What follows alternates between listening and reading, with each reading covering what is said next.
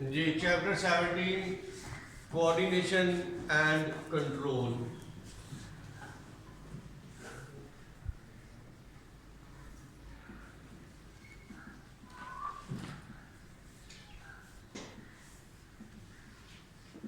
सबसे पहले इसका जो इंट्रोडक्टरी पैराग्राफ है उसमें उसने बात की कि कोऑर्डिनेशन का यहाँ पे मतलब क्या है और कोऑर्डिनेशन किसी भी लिविंग ऑर्गेनिज्म की लाइफ में क्यों ज़रूरी है।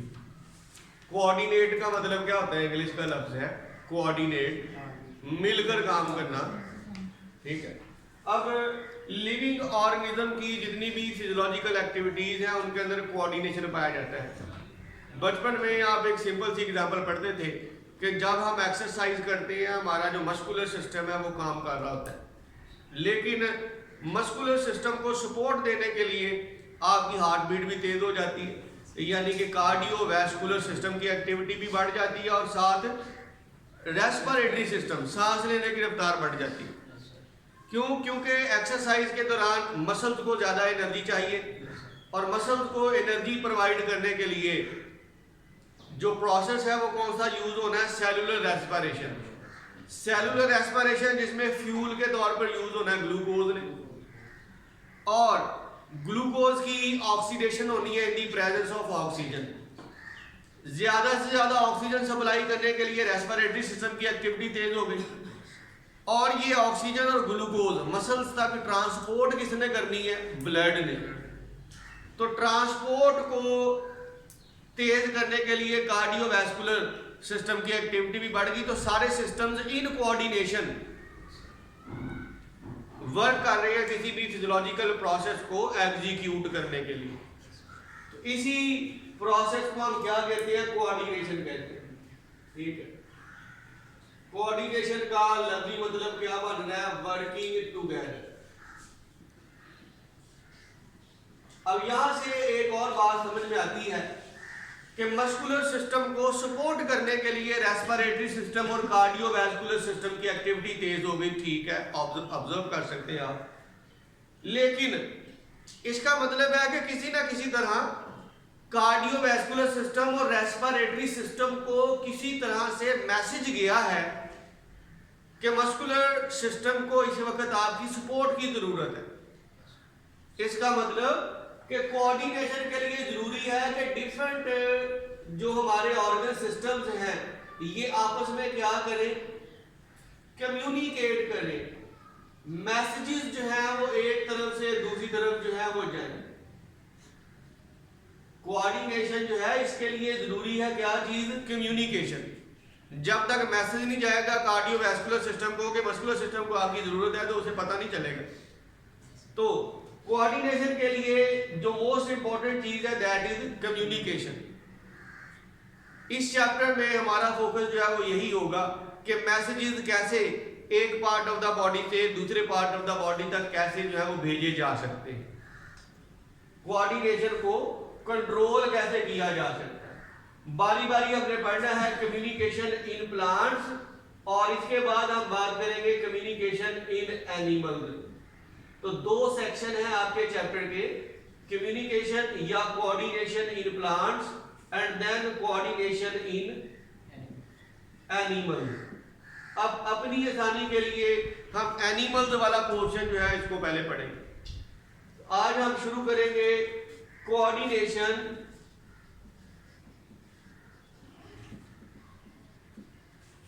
इन एनिमल्स। एनिमल्स के अंदर जो मैसेजिंग है, जो कम्युनिकेशन है, जो कोऑर्डिनेशन है, ये दो तरह से करवाया जाता है। एक को हम कहते हैं nervous coordination,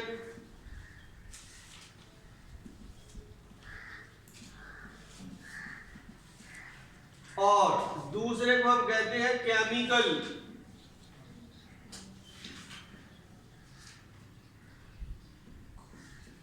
coordination. Nervous coordination और केमिकल कोऑर्डिनेशन में फर्क क्या?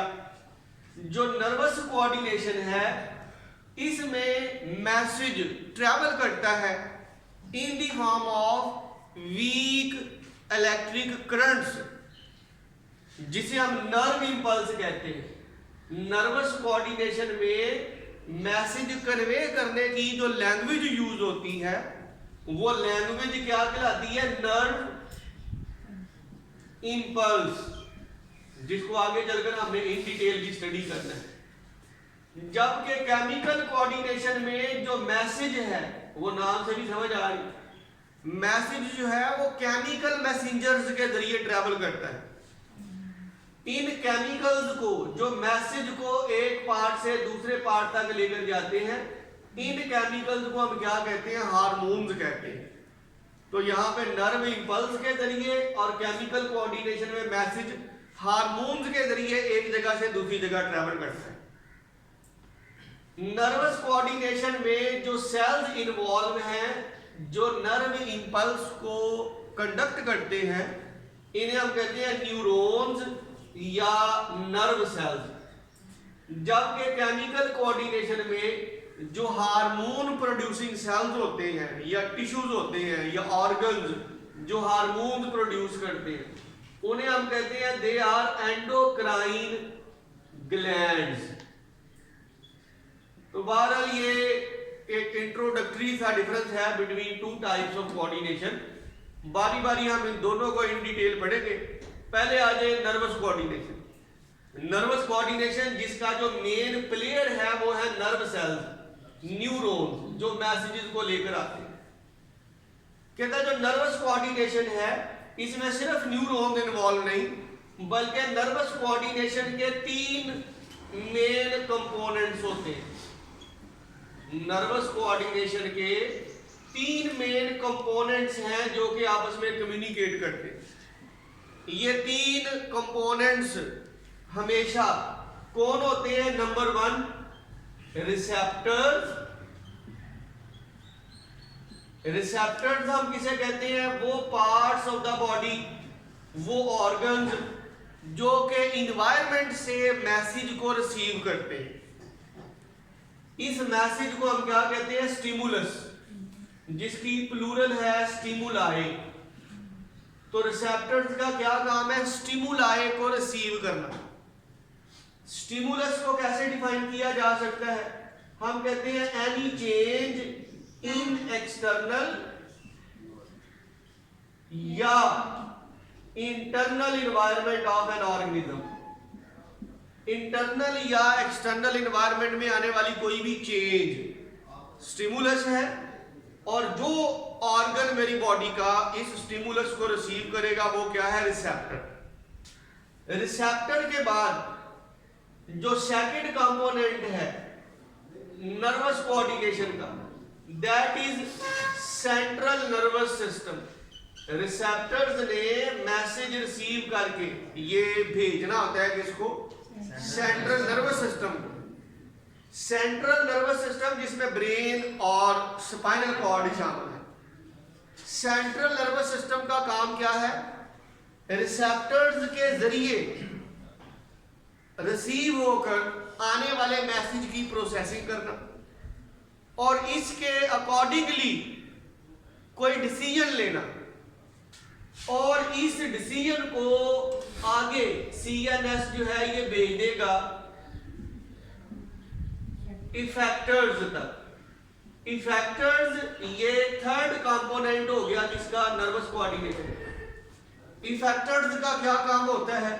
इफेक्टर्स का काम है CNS के लिए गए फैसले, CNS के लिए गए डिसीजन को एग्जीक्यूट करना, इस पे अमल दरामद करना। सिंपल वर्ड्स में हम कहते हैं इफेक्टर्स वो ऑर्गन है जहां पे रिस्पॉन्स प्रोड्यूस होता है। रिस्पॉन्स हम किसे कहेंगे? बॉडी के अंदर आने वाली कोई भी चेंज, इस स्टिमुलस के जवाब में बॉडी के अंदर जो चेंज आती है उसे हम रिस्पॉन्स कहते हैं। तो नर्वस कोऑर्डिनेशन में हमेशा ये 3 कंपोनेंट्स जो है वो आपस में कोऑर्डिनेट करते हैं और स्टिमुलाई के जवाब में रिस्पॉन्सेस जनरेट होते हैं। अब एक सिंपल सी एग्जांपल ले लें। आप पढ़ते हैं जी, अगर temperature, external temperature for example decrease करने लगे, जैसा कि आजकल विंटर सीजन में तो आपकी बॉडी में शिवरिंग स्टार्ट हो जाती है, skeletal muscles contract and relax करना शुरू कर देते हैं ताकि हीट प्रोड्यूस हो, बॉडी टेम्परेचर इंक्रीज कर दे। तो यहाँ पे क्या होता है, आपके मेनली आप समझ ले स्किन सेल, ये फर्क करो, ये कुछ स्किन सेल है। स्किन सेल यहाँ पे एज रिसेप्टर एक्ट कर रहे हैं। स्किन सेल का क्या काम है, इन्वायरमेंट से जो मैसेज मिला, किस चीज का मैसेज, डिक्रीज इन टेम्परेचर का, इस मैसेज को इन्होंने एक खास तरह के सेल्स जिन्हें हम क्या कहते हैं, सेंसरी न्यूरॉन्स कहते हैं, सेंसरी न्यूरॉन्स के जरिए ये मैसेज भेजना है किस तक, सेंट्रल नर्वस सिस्टम तक। सेंट्रल नर्वस सिस्टम जिसके अंदर आपने कहा कि ब्रेन और स्पाइनल कॉर्ड शामिल, ये फर्ज करो ये आपका ब्रेन है, लो इस तरह का ब्रेन आपका ही हो सकता है, तो ये फर्ज करो आपका ब्रेन है, ये रिप्रेजेंट कर रहा है सीएनएस को। अब ब्रेन और स्पाइनल कॉर्ड ये बजाते खुद बने होते हैं किस चीज से, न्यूरॉन से। ब्रेन और स्पाइनल कॉर्ड में जो न्यूरॉन प्रेजेंट है इन्हें आप क्या कहते हैं, इन्हें आप इंटर न्यूरॉन्स कहते हैं, इन्हें आप एसोसिएटिव न्यूरॉन्स कहते हैं, इन्हें आप रिले न्यूरॉन्स भी कहते हैं। सीएनएस के अंदर कौन से न्यूरॉन हैं, एसोसिएटिव, रिले या इंटर न्यूरॉन्स। इंटर न्यूरॉन्स का क्या काम, इन्होंने सेंसरी न्यूरॉन से आने वाला मैसेज रिसीव करना है और इस मैसेज को आगे मोटर न्यूरॉन के जरिए भेज देना, कहां तक, इफेक्टर्स तक। ये फर्ज करो आपका कोई मसल है, ठीक है, और मसल यहां पे एक्ट कर रहा है बतौर इफेक्टर। मसल्स के अंदर अगर टेम्परेचर डिक्रीज का मैसेज है तो मसल्स के अंदर क्या शुरू हो जाएगी, शिवरिंग। डिक्रीज इन टेम्परेचर ये स्टिमुलस था और इसके रिस्पांस में मसल्स के अंदर जो शिवरिंग शुरू हो गई है, ये बॉडी का रिस्पांस है। इसका मतलब नर्वस कोऑर्डिनेशन के जो तीन कंपोनेंट्स हैं, रिसेप्टर्स, सीएनएस और इफेक्टर्स, इन तीनों कंपोनेंट्स की आपस में मैसेजिंग किसके जरिए हो रही है, इनकी आपस में मैसेजिंग हो रही है न्यूरॉन्स के जरिए। और इस मैसेजिंग में तीन तरह के न्यूरॉन्स इन्वॉल्व हैं। जो न्यूरॉन रिसेप्टर से सीएनएस की तरफ मैसेज लेकर आ रहे हैं, इन्हें आप क्या कह रहे हैं, सेंसरी न्यूरॉन्स। और सीएनएस के अंदर जो न्यूरॉन्स प्रेजेंट है दे आर इंटर न्यूरॉन्स। और सीएनएस से इफेक्टर की तरफ जो मैसेज लेकर जाएंगे उन्हें आप क्या कहते हैं, मोटर न्यूरॉन। एक दफा इसको रिपीट करें, हमने कहा कि जो नर्वस कोऑर्डिनेशन है इसके तीन कंपोनेंट्स हैं जो कि आपस में कोऑर्डिनेट कर रहे होते हैं कोई भी रिस्पांस जनरेट करने के लिए। और इनके अंदर जो कोऑर्डिनेशन है that is brought about by three types of neurons. इसलिए आपने कहा था कि जो मेन प्लेयर है ना नर्वस कोऑर्डिनेशन का, जो कि मैसेजेस लेके आ रहा है जा रहा है, वो न्यूरॉन्स ही है।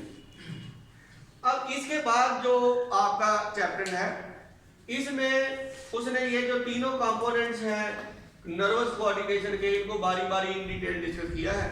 सबसे पहले हम बात करेंगे रिसेप्टर्स पे, फिर नर्वस सिस्टम पे और इसके बाद इफेक्टर्स पे। ऐसा करते हैं हम इफेक्टर्स पे बात पहले कर लेते हैं क्योंकि ये बात ज्यादा सिंपल है। क्या कि नर्वस कोऑर्डिनेशन में इफेक्टर्स हमेशा, नर्वस कोऑर्डिनेशन में जो इफेक्टर है वो हमेशा या तो मसल्स होते हैं या ग्लैंड्स होते हैं, तीसरा कोई ऑप्शन नहीं। नर्वस कोऑर्डिनेशन में इफेक्टर के तौर पर एक्ट करते हैं या मसल्स या ग्लैंड्स। इस एग्जांपल में मसल्स इफेक्टर के तौर पर एक्ट कर रहे थे। इसके ऑपोजिट एग्जांपल ले ले, अगर स्टिमुलस जो है वो इंक्रीज इन टेम्परेचर का हो तो मैसेज जाता है अल्टीमेटली आपके स्वेट ग्लैंड्स तक जो स्किन में प्रेजेंट है, तो स्वेटिंग प्रोड्यूस होती है, इवेपोरेटिव कूलिंग इफेक्ट आता है। तो यहाँ पे स्वेट ग्लैंड्स इफेक्टर के तौर पर एक्ट कर रहे होते हैं। ग्लैंड्स हम किन्हें कहते हैं, वो ऑर्गन टिश्यूज या सेल्स जो सिक्रीशन प्रोड्यूस करें वो ग्लैंड्स हैं।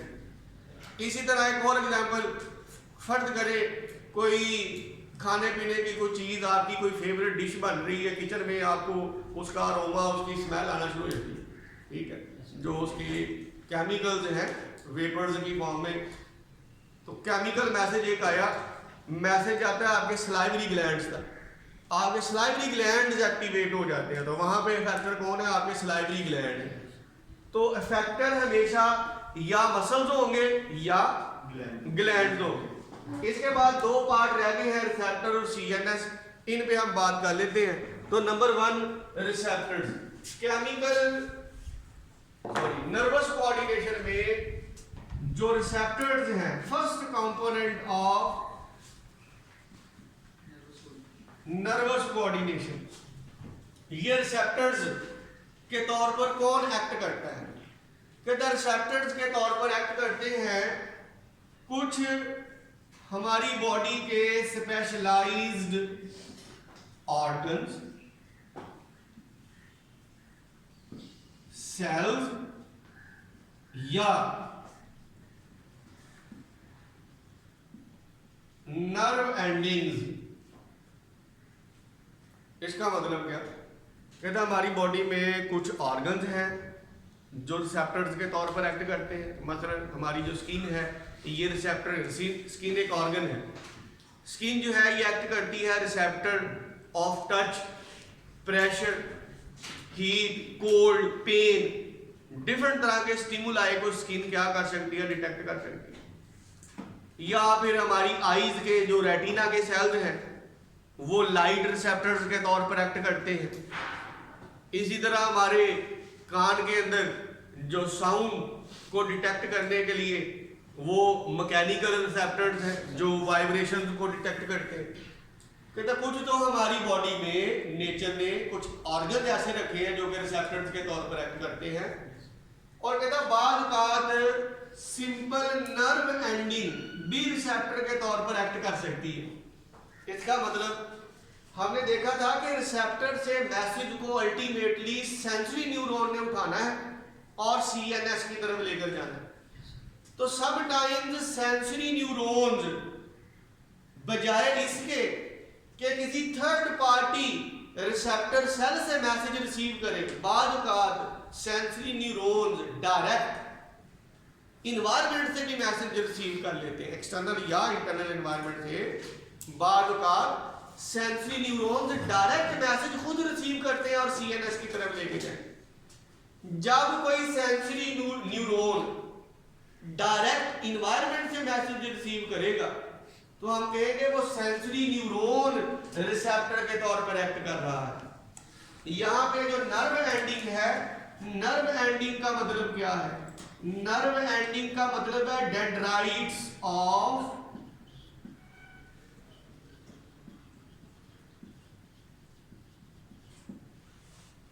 Sensory neuron. असल में आगे चलकर जब हमने न्यूरॉन का स्ट्रक्चर पढ़ना है या छोटी क्लासेस में आप एक दफा पढ़ के भी आए हैं, तो सिंपलीफाइड सा स्ट्रक्चर यहाँ पे मैं बना दूं। आप पढ़ते हैं कि न्यूरॉन जो है उसके 3 पार्ट होते हैं। कौन कौन से? सेल बॉडी, डेंड्राइट्स और एक्सोन। एक्सोन, डेंड्राइट्स और सेल बॉडी। सेल बॉडी जिसमें न्यूक्लियस और बाकी ऑर्गेनेलिज और मेजॉरिटी ऑफ साइटोप्लाज्म प्रेजेंट होता है। डिटेल तो आगे चलकर पढ़ेंगे ही, लेकिन अभी के लिए एक चीज आपको पता होना चाहिए कि न्यूरॉन के स्ट्रक्चर में जो सेल बॉडी और डेंड्राइट्स है ना, इनको हम कहते हैं they are receiving end. Dendrite और सेल बॉडी का काम क्या होता है? विद रिस्पेक्ट टू कोऑर्डिनेशन, इनका काम होता है मैसेज को रिसीव करना। कोई न्यूरॉन अपने डेंड्राइट के जरिए भी मैसेज रिसीव कर सकता है। यहां पे देखिए जब मैंने बनाया तो एक्सोन जो है वो मैसेज कन्वे कर रहा है रिले न्यूरॉन के डेंड्राइट को, रिले न्यूरॉन का एक्सोन मैसेज कन्वे कर रहा है मोटर न्यूरॉन के डेंड्राइट को। डेंड्राइट्स या समटाइम्स सेल बॉडी खुद, इन दोनों का काम होता है मैसेज को रिसीव करना और एक्सोन का काम होता है मैसेज को आगे कन्वे करना। तो बाद का इस न्यूरॉन की, इस नर्व सेल की जो डेंड्राइट्स की टिप्स हैं, डेंड्राइट की एंडिंग्स हैं, ये डायरेक्ट भी इन्वायरमेंट से मैसेज रिसीव कर सकती हैं। जब डेंड्राइट्स के जरिए न्यूरॉन मैसेज रिसीव करेगा तो हम इसे कहेंगे कि इस न्यूरॉन की नर्व एंडिंग्स रिसेप्टर के तौर पर एक्ट कर रही हैं। तो रिसेप्टर के तौर पर एक्ट करते हैं सर्टेन ऑर्गन्स, जैसे आईज हैं, ईयर्स हैं, नोज है, स्किन है, ये टेस्ट के लिए हमारी टंग है, ये सारे रिसेप्टर्स हैं। और बाद औक़ात न्यूरॉन्स की डेंड्राइट एंडिंग्स भी, जिन्हें हम नर्व एंडिंग्स कहते हैं, ये भी मैसेज रिसीव कर सकते हैं। अच्छा, अब ये जो नर्व एंडिंग है, अभी हम आगे चलेंगे तो उसने टाइप्स डिस्कस तो नहीं की, लेकिन आगे चलकर एग्जांपल्स आएंगी तो उसमें नर्व एंडिंग्स की टाइप्स का जिक्र आएगा। कहता ये जो नर्व एंडिंग है इनकी टाइप्स हो सकती है। दे में बी फ्री नर्व एंडिंग्स, ये जो हमने यहाँ पे बनाई है फ्री नर्व एंडिंग है। अब इसे फ्री नर्व एंडिंग क्यों कहते हैं? जैसे ही हम इनकैप्सुलेटेड नर्व एंडिंग की बात करेंगे तो आपको कंपैरिजन में ये फर्क समझ आ जाएगा। एक होती है फ्री नर्व एंडिंग और एक होती है इनकैप्सुलेटेड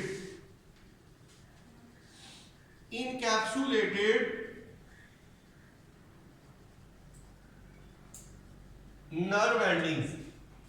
इनकैप्सुलेटेड नर्व एंडिंग्स में क्या होता है, ये पर्टिकुलर सेल बॉडी और एक्सॉन है, इसको फिलहाल मैं इग्नोर कर रहा हूं, ये इसके डेंड्राइट्स की टिप्स हैं। इनकैप्सुलेटेड नर्व एंडिंग में क्या होता है, जैसे एक लीफ का स्ट्रक्चर आप देखते हैं, लीफ के स्ट्रक्चर में क्या होती है, एक सेंट्रल वेन होती है, मिड रिब और उसकी ब्रांचेज होती हैं।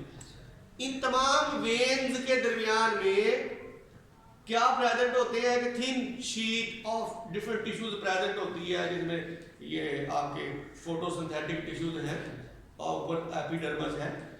यानी कि ये जो वेन्स होती हैं they are webbed, they are interconnected with the help of other leaf tissues.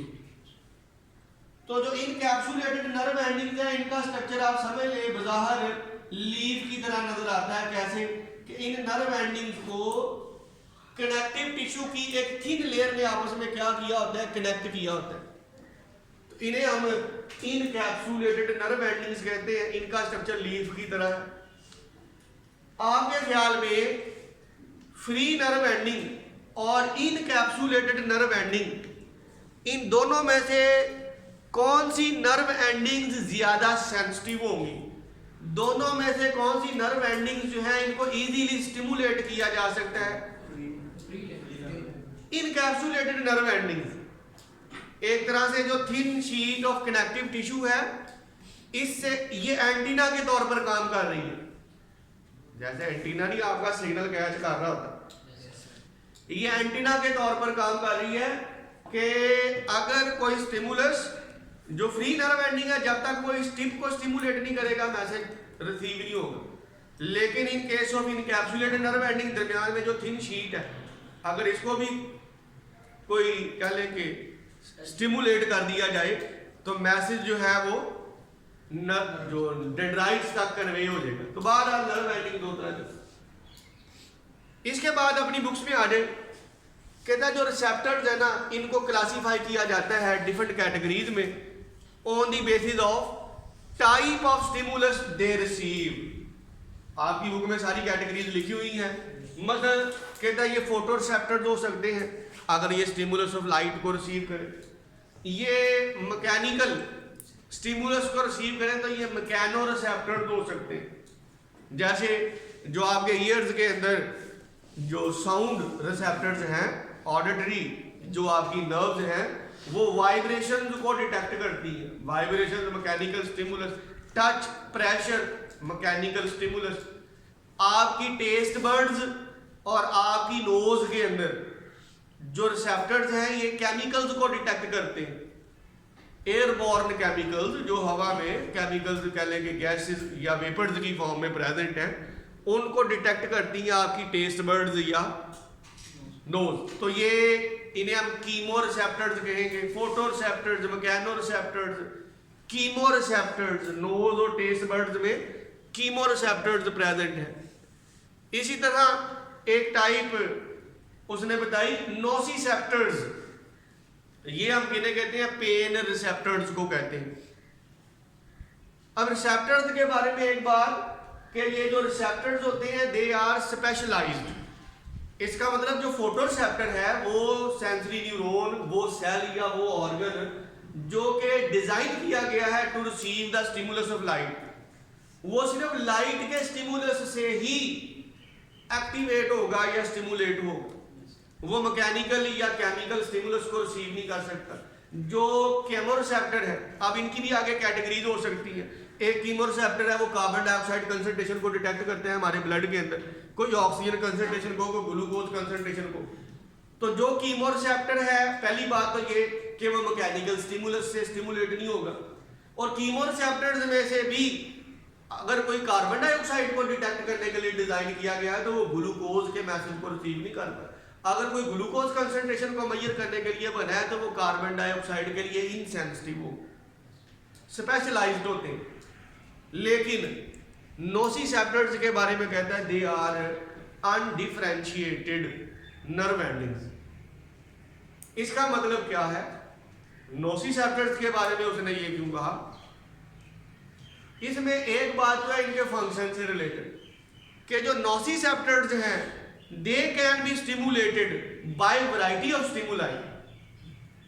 जो पेन रिसेप्टर्स हैं इनको एक से ज्यादा तरह के स्टिमुलाई से स्टिमुलेट किया जा सकता है, एक्टिवेट। मसलन पेन रिसेप्टर्स, अगर आपका कोई बॉडी पार्ट बर्न कर जाए तो उससे भी आपको पेन, दर्द महसूस होती है। इसका मतलब स्टिमुलस ऑफ हीट से भी पेन रिसेप्टर्स एक्टिवेट किए जा सकते हैं। स्टिमुलस ऑफ प्रेशर से भी, अगर आप किसी बॉडी पार्ट को एक लिमिट से ज्यादा प्रेस करते हैं फिर भी पेन रिसेप्टर्स एक्टिवेट हो जाते हैं, आपको पेन फील होती है। तो पेन रिसेप्टर्स को प्रेशर से भी आप एक्टिवेट कर सकते हैं। तो मल्टीपल स्टिमुलाई वेरी, हाँ जी जी, एक रह गया थर्मोरिसेप्टर्स। थर्म का मतलब होता है हीट, ठीक है। अब थर्मोरिसेप्टर्स में उसने आगे दो कैटेगरीज बनाई, हीट रिसेप्टर्स जो स्टिमुलस ऑफ हीट से एक्टिवेट होते हैं और कोल्ड रिसेप्टर्स जो। तो ये सारी रिसेप्टर्स की कैटेगरीज है। लेकिन इन तमाम कैटेगरीज के बाद जो आखिरी पैराग्राफ है दैट इज मोर इंपॉर्टेंट। चाहे फोटोरिसेप्टर हो, चाहे केमोरिसेप्टर हो, चाहे थर्मोरिसेप्टर हो, चाहे कोई भी रिसेप्टर हो, जिसने एनवायरनमेंट से स्टिमुलस रिसीव किया, चाहे वो स्टिमुलस ऑफ लाइट हो, चाहे स्टिमुलस ऑफ साउंड हो, प्रेशर हो, टच हो, पेन हो, कोई भी स्टिमुलस रिसीव किया, इसको लेकर किसके पास जाना है और किसके जरिए भेजना है। और न्यूरॉन कोई सा भी हो, सेंसरी हो, मोटर हो या कोई भी, न्यूरॉन जिसने मैसेज आगे लेकर जाना है, न्यूरॉन की जो कह ले लैंग्वेज है वो क्या है?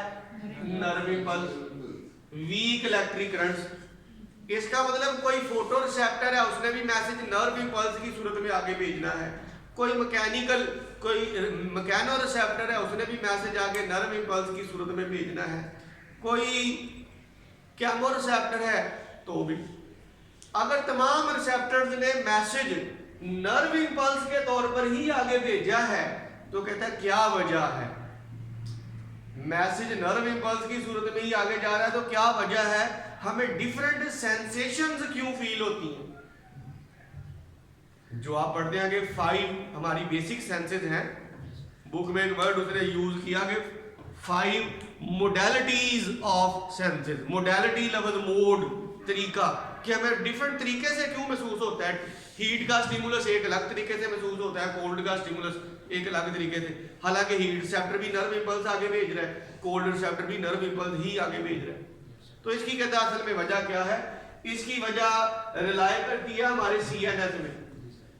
कहता होता असल में ये है कि जो हमारा CNS ब्रेन या स्पाइनल कॉर्ड है, असल में हमारा ब्रेन या स्पाइनल कॉर्ड जो है ये स्पेशलाइज्ड है for different types of sensations. फर्ज करें हमने इसको डिफरेंट हिस्सों में डिवाइड कर लिया। इमेजिन करें कि ये वाला पार्ट ऑफ द ब्रेन ये स्पेशलाइज्ड है किसके लिए? To produce sensation of pain. अब कहता है चाहे मैसेज नर्व इंपल्स की सूरत में ही आना है, जब जब कोई न्यूरॉन मैसेज लेकर पेन वाले रीजन में आएगा तो आपको पेन की सेंसेशन महसूस होगी। जब कोई, फर्ज करो ये टच के लिए है, अगर नर्व इंपल्स पेन वाले रीजन में आके एंड होगी तो पेन, अगर नर्व इंपल्स टच वाले रीजन में आके एंड होगी तो सेंसेशन ऑफ टच महसूस होगी। इसको वाइंड अप करते हैं कि तमाम न्यूरॉन्स लेकर नर्व इंपल्स ही आ रहे हैं, लेकिन सेंसेशन डिफरेंट क्यों महसूस होती है? क्योंकि वो मैटर करता है कि किस पार्ट ऑफ सीएनएस में मैसेज जा रहा है। जो पार्ट्स ऑफ सीएनएस है दे आर स्पेशलाइज्ड। पेन वाले हिस्से में नर्व इंपल्स आएगी, पेन टच वाले में आएगी, टच प्रेशर वाले में जाएगी, प्रेशर इसी तरह बात। हाँ जी, यहां तक बताएं कोई बात। First component of nervous coordination receptors की हमने यहाँ पे बात की है। अब नर्वस सिस्टम को इन डिटेल डिस्कस करने से पहले जो अगला टॉपिक आपके सिलेबस में आएगा वो है न्यूरॉन्स, क्योंकि यहाँ पे हमें एक चीज वादे हुई कि जो मेन प्लेयर है मैसेजिंग जो करवा रहा है वो न्यूरॉन्स है। इसलिए पहले अब हम न्यूरॉन्स के स्ट्रक्चर्स, इनकी टाइप्स और फंक्शन स्टडी करें। जी, इसको स्टॉप कर दें।